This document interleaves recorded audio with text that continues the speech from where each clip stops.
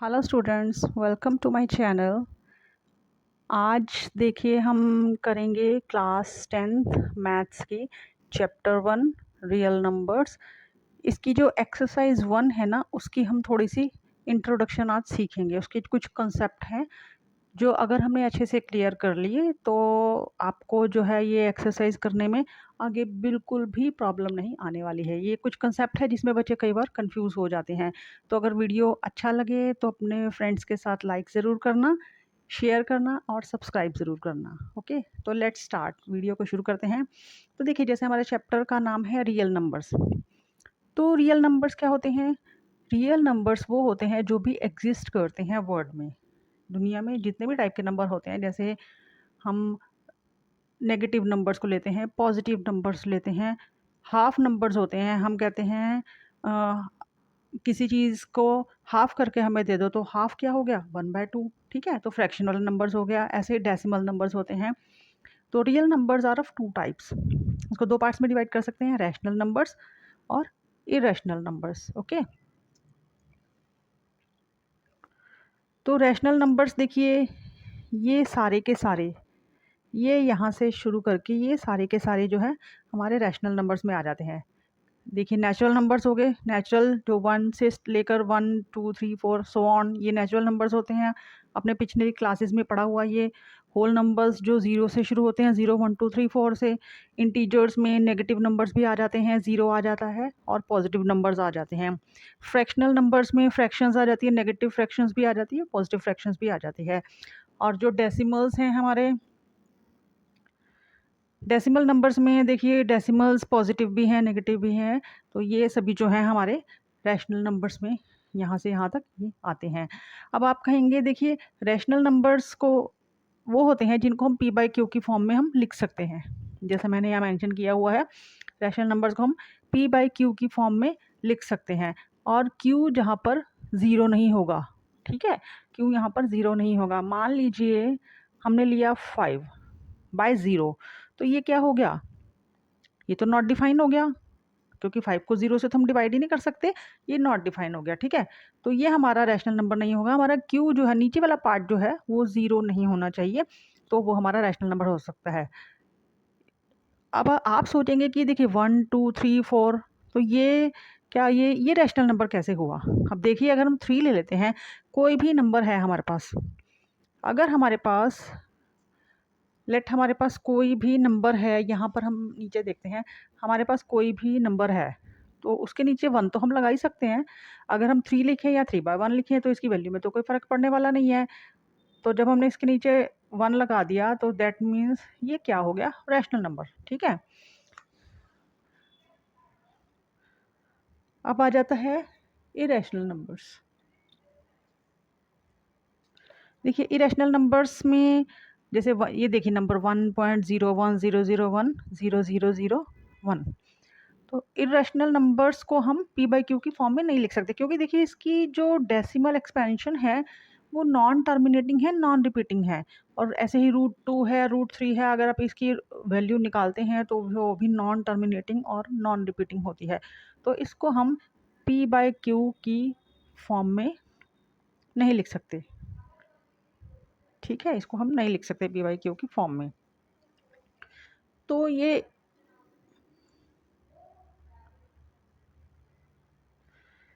इन सारी वैल्यूज़ को देखने के बाद हमें रियल नंबर्स के बारे में क्या बात समझ में आती है, क्या-क्या चीज़ें समझ में आती है कि real numbers are the union of rational and irrational numbers. कि जो रियल नंबर्स हैं उसमें रैशनल और इरेशनल दोनों नंबर्स आते हैं, दोनों की यूनियन है। दोनों को ऐड करके जो है रियल नंबर्स बनते हैं। सेकंड है, these numbers can be expressed on A number line. और इन नंबर्स को हम नंबर लाइन पर एक्सप्रेस कर सकते हैं ना। देखिए, नंबर लाइन पर हमारे नेगेटिव नंबर्स भी आते हैं, ज़ीरो भी आता है और पॉजिटिव नंबर भी आते हैं। और फ्रैक्शन वाले नंबर को भी हम नंबर लाइन पर शो कर सकते हैं। These numbers can be both positive और नेगेटिव। और ये नंबर जो हैं पॉजिटिव भी हो सकते हैं और नेगेटिव भी हो सकते हैं। नेक्स्ट टॉपिक है हमारा इस एक्सरसाइज का, फंडामेंटल थ्योरम ऑफ अरिथमेटिक्स। तो इसका मतलब क्या है, every composite number can be expressed as a product of primes. कि एवरी जो कंपोजिट नंबर है कंपोजिट नंबर कौन कौन से होते हैं? जिसके 2 या 2 से ज़्यादा फैक्टर्स हो सकते हैं। कोई भी कंपोजिट नंबर है उसको हम एक्सप्रेस करते हैं प्रोडक्ट ऑफ प्राइम्स के रूप में, and this factorisation is unique. और ये जो फैक्टराइजेशन है ये यूनिक होगा, ये अलग तरह का होगा, ये अपनी तरह का एक ही होगा, apart from the order in which the prime factors occur. और वो प्राइम फैक्टर्स का ऑर्डर चेंज हो सकता है, उसको हम आगे पीछे लिख सकते हैं, बट फिर भी वो प्राइम फैक्टराइजेशन जो है यूनिक होगा। अब इसको मैं आपको एक एग्जांपल से समझाती हूँ। ये देखिए, जैसे मैंने एग्जांपल 36 लिया हुआ है, 90 लिया हुआ है, तो हम 36 का प्राइम फैक्टराइजेशन करते हैं और यहाँ पर हम 90 का प्राइम फैक्टराइजेशन करते हैं। देखिए, इसको सबसे पहले 2 से स्टार्ट करते हैं। 2 1 ज़ा 2, 2 8 ज़ा 16, अब फिर से 2, 2 9 ज़ा 18, अब है 3, 3 ज़ा 9, ठीक है, एंड 3 1 ज़ा 3, ओके। यहाँ हम इसे करते हैं 2 4 ज़ा 8, 2 5 ज़ा 10। अब देखिए, ये 5 से भी डिवाइड हो सकता है, बट ये 3 से भी हो सकता है, तो हम छोटा वाला प्राइम फैक्टर लेंगे, छोटे फैक्टर से करेंगे, तो 3 1 ज़ा 3, 3 5 ज़ा 15, अब फिर से 3 से, 3 5 ज़ा 15 एंड 5 1 ज़ा 5, ठीक है।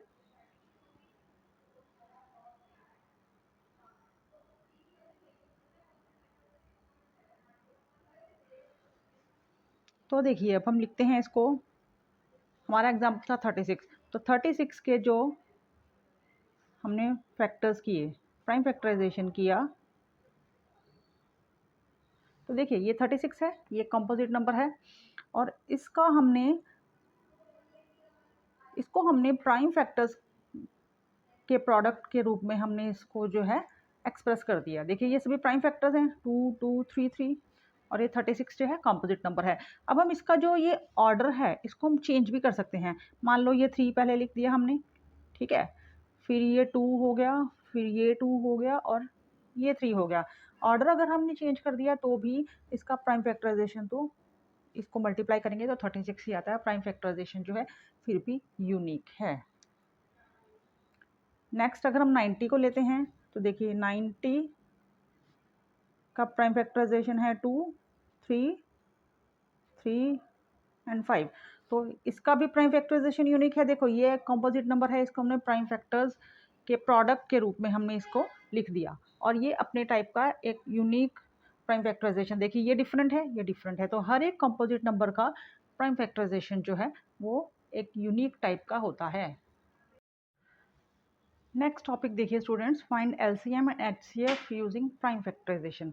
तो प्राइम फैक्टराइजेशन को यूज़ करके हमें एलसीएम और एचसीएफ फाइंड करना है। तो जो ये दो नंबर्स मैंने आपको एग्जांपल में दिए थे, मैं इनकी हेल्प से ही आपको एचसीएफ और एलसीएम फाइंड करना बताती हूँ। तो 36 के हमने प्राइम फैक्टर्स लिख दिए यहाँ पर, 2 2 3 एंड 3, एंड 90 के हैं 2 3। तो देखिए, अब हमको अगर एचसीएफ फाइंड करना है और हमको यहाँ पर एलसीएम फाइंड करना है, तो देखिए पहले हम इनमें कॉमन जो होंगे, जो दोनों में नंबर्स कॉमन होंगे उसको सर्कल लगा देंगे। देखिए 2 2 कॉमन है, ठीक है, ये 3 3 कॉमन है, तो इसको ऐसे, और ये 3 3 कॉमन है, ठीक है।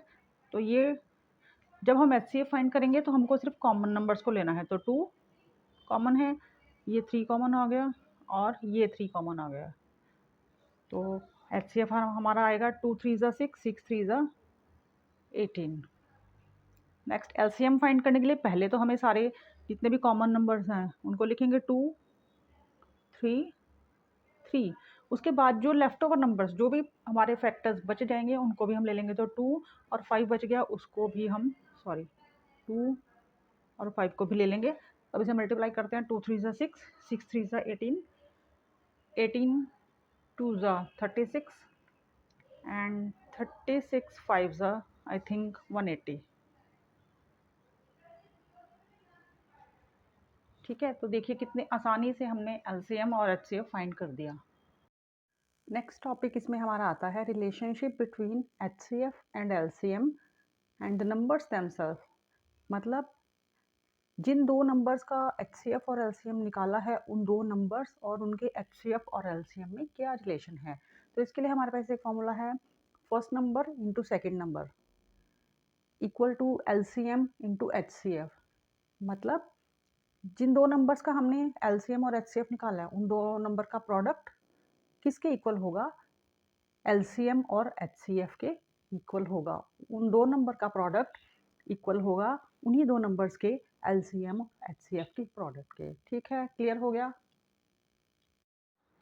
अब इस रिलेशन को मैं आपको इस एग्जांपल की हेल्प से सिखाऊंगी। देखिए फर्स्ट नंबर हमारा 36 है, सेकंड नंबर हमारा 90 है और अभी हमने एलसीएम उसका फाइंड किया 180। तो लेट हमको क्वेश्चन में एचसीएफ फाइंड करना है, या ये भी हो सकता है कि हमको एचसीएफ दिया हो और हमको एलसीएम फाइंड करना हो। तो कैसे हम इस फॉर्मूले को पुट करेंगे। तो देखिए first number into second number, तो first number into second number equal to LCM into HCF. तो ये हमें फाइंड करना होगा, इसको हमने लिख दिया। अब देखो एचसीएफ के साथ 180 है तो इधर जाएगा तो डिवाइड में आ जाएगा, तो HCF equal to 36 into 90 upon 180। 0 से 0 आउट, 9 1 ज़ा 9 2 ज़ा 18 एंड 2 1 ज़ा 2 2 1 ज़ा 2 2 8 ज़ा 16। तो देखिए 18, ये हमारा एचसीएफ आ गया 18। तो देखिए हमारा उसमें भी एचसीएफ 18 ही आया था। कितनी इजीली हमने इस फॉर्मूले में हमने इसको वैल्यूज़ को पुट करके एचसीएफ फाइंड कर दिया। तो यहाँ पर हमारी एक्सरसाइज 1.1 की स्टूडेंट्स इंट्रोडक्शन ख़त्म होती है और नेक्स्ट पार्ट में हम एक्सरसाइज 1.1 स्टार्ट करेंगे। वीडियो अच्छा लगा हो तो शेयर कीजिए, लाइक कीजिए और सब्सक्राइब कीजिए।